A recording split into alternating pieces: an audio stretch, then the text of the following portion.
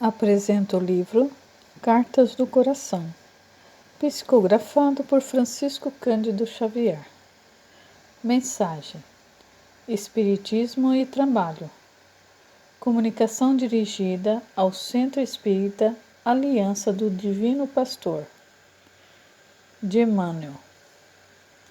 Meus amigos, muita paz. Devotados obreiros da Seara de Jesus, cooperam convosco no agrupamento em que vos reunis para a fraternidade e para o bem. Não precisamos traçar diretrizes novas para os discípulos que se encontram na posse do roteiro divino, consubstanciado no Evangelho de Nosso Senhor Jesus Cristo. Não vos esqueçais, contudo, de que o Espiritismo, como mestre dos mestres, é trabalho incessante de aprimoramento do aprendiz, a fim de que a luz do alto se lhes fixe na ação comum, convertendo-os em pregoeiros vivos das verdades novas que a doutrina consoladora nos descerra em favor do mundo regenerado e feliz. Transformemos nossas experiências de cada dia em atas de serviço aos nossos semelhantes. Dando, receberemos. Ajudando, seremos auxiliados. Iluminando, afastar-nos-emos das sombras. Trabalhando no bem, o bem nos aperfeiçoa. Esperando em Jesus, Jesus esperará igualmente em nós. Confiando, seremos dignos de confiança. Buscando a espiritualidade superior, tornamo-nos-emos cooperadores procurados pelos mensageiros da bondade celestial. Abençoando, conheceremos a felicidade das bênçãos do alto. Amando, com o Cristo converteremos a vida em fonte de amor santificante. E, sobretudo, satisfazendo a vontade do Senhor, o Senhor concretizará as nossas aspirações e esperanças, consagrando-nos o ideal de seguir-lhes os passos até a ressurreição luminosa. Vós mesmos trazeis ao vosso coração o pensamento simbólico da orientação que nos conduzirá ao cismo da vida. Sois a família espiritual que elegeu por supremo dirigente o pastor divino. Sejamos, pois, ovelhas submissas e operosas, inspiradas na marcha em seus exemplos, e sigamos com o Mestre amoroso e sublime para adiante. Apresento o livro Cartas do Coração, psicografado por Francisco Cândido Xavier. Mensagem: no cristianismo renascente. De Emmanuel. Meus amigos, muita paz. Todos os comentários alusivos à evangelização constituem escasso material expositivo da verdade, à vista das angustiosas transições que o planeta atravessa. Realmente, o progresso da inteligência atinge culminância. Todavia, o sentimento do mundo permanece enregelado. Urge dilatarmos os setores do bem vivido e do amor aplicado com Cristo, a fim de atendermos aos compromissos assumidos em épocas remotas. O Espiritismo, pois, não consiste num sistema de pura indagação científica, para que a filosofia se enriqueça de novos sofismas. Necessário compreendermos em sua fonte não só o manancial de suprimento às convicções substanciais com relação à sobrevivência. Nosso intercâmbio pecaria na base se estivéssemos circunscritos ao campo de mera demonstração da realidade espiritual através dos jogos do raciocínio. Reduziríamos a doutrina que nos felicita a simples ministério de informações, sem programas redentores para a vida superior. É por isso que jamais nos cansaremos no apelo ao nosso entendimento, para que a terceira revelação represente para nós todos a gloriosa escola de reajustamento mundial no cristianismo redivivo. Somos nós mesmos os atares do milenário drama evolutivo.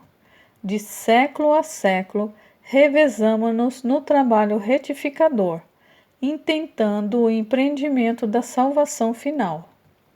Inventamos 1000 sistemas científicos, filosóficos e religiosos para definir equações dos enigmas do destino e do ser.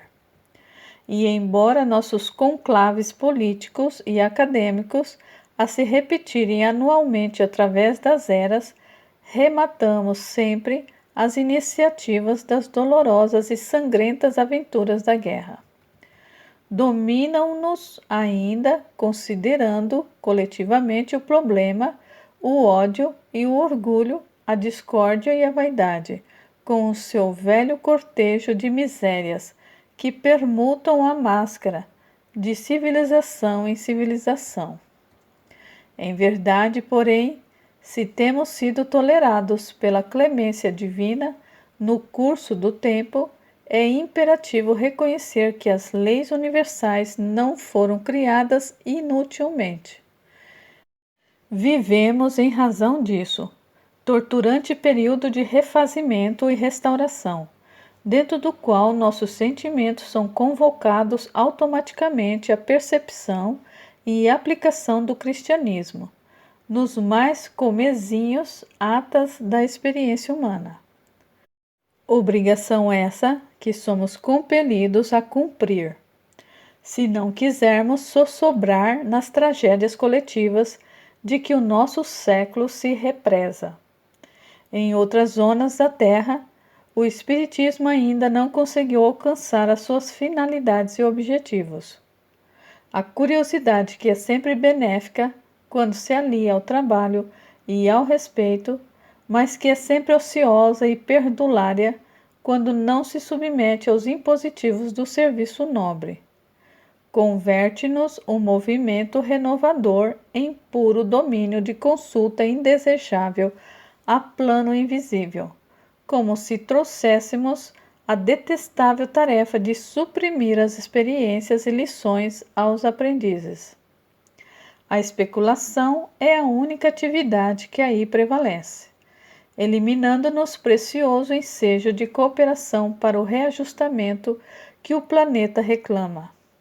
Amargurosas surpresas, contudo, aguardam invariavelmente os companheiros que estimam a contemplação do fenômeno sem adesão ao esforço reconstrutivo. Nós, entretanto, tivemos a ventura de ambientar o Evangelho renascente, exumando-os das cinzas a que foi votado pelo sectarismo e fazendo reviver as manifestações abençoadas do Mestre Divino. Quando a redenção vinha da humildade sofredora das catacumbas. Como outrora, o mundo se encontra num dos períodos mais críticos de sua evolução político-religiosa.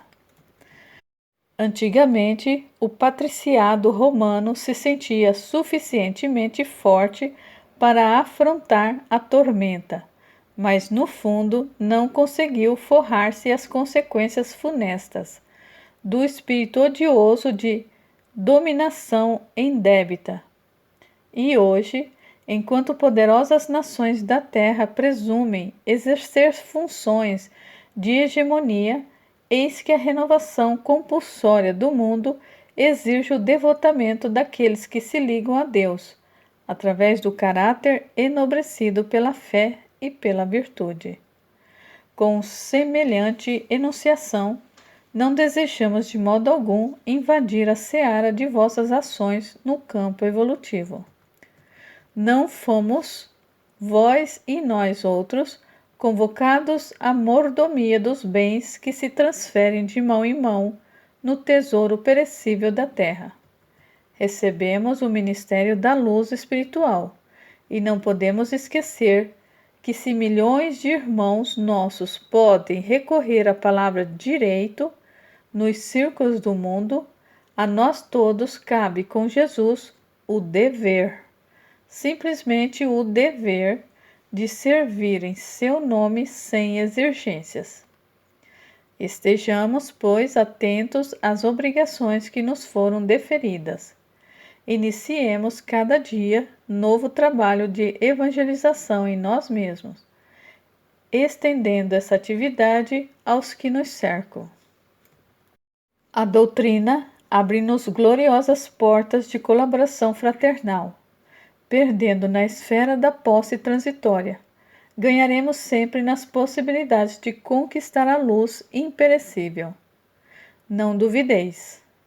Movimentos enormes da discórdia humana se processam instantes a instante, enquanto as armas descansam ensarilhadas. A guerra, com a sua corte de aflições e de angústias, não cedeu ainda 1 centímetro de terreno ao edifício da paz verdadeira, porquanto o ódio e a crueldade permanecem instalados no coração humano. Não esperemos o êxtase da nova aurora, mantendo-nos no círculo estreito da crença inoperante. Se o Senhor nos conferiu olhos para o deslumbramento e ouvidos para a harmonia, deu-nos igualmente coração para sentir, mãos para agir, mente para descortinar, obedecer e orientar. A obra da criação terrestre foi edificada, mas ainda não terminou. Milhões de missionários do progresso humano em si laboram ativamente nos campos diversos, em que se subdivide a prosperidade do conhecimento. Nós outros, contudo, fomos conduzidos ao santuário para a preservação da luz divina. Mantenhamos, pois, novas lâmpadas acesas e, acima da perquirição, coloquemos a consciência. A hora é significativa e impõe tremenda luta. Só os filhos da renúncia poderão atender, tanto quanto é preciso, à expectativa da esfera superior. Não convertamos nossos esforços, todavia, em coro de lágrimas. Entendamos a gravidade do minuto. Entretanto, elevemos o coração ao sol da confiança em Cristo. Sejamos fiéis colaboradores de sua causa na terra. Traços quiçais de intercâmbio entre os dois planos, não vos prendais excessivamente ao vale escuro que nos prende aos pés. Fixai a mente nos círculos sublimes, onde se localizam as fontes que vos suprem de energia. E irmanados uns aos outros, no mesmo labor santificante, marcharemos para a frente, identificados naquele que ainda e sempre repete para os nossos ouvidos frágeis: Eu sou o caminho, a verdade e a vida. Ninguém vai ao Pai senão por mim.